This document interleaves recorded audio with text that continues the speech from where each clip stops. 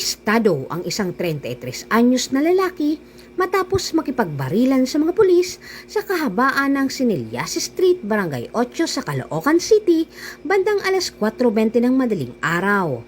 Nagsimula ang insidente nang humingi ng tulong ang mga tanod ng Barangay 12 sa Sangandaan Police Substation 4 hinggil sa mga kahinahinalang individual na sakay ng e-bike.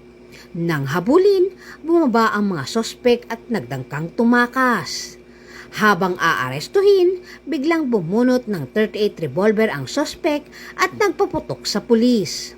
Mabuti't ligtas ang opisyal at nakaganti ng putok at tinamaan sa braso ang sospek.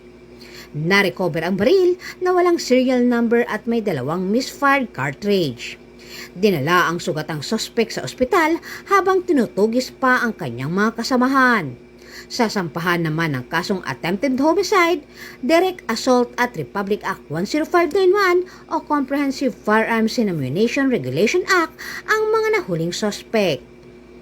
Mula dito sa Camp Bagong Diwa, Bikutan, Taguig City, ako po ang inyong PNN correspondent, Patrolwoman Ivy Corporal, alagad ng batas, tagataguyod ng Balitang Pulis.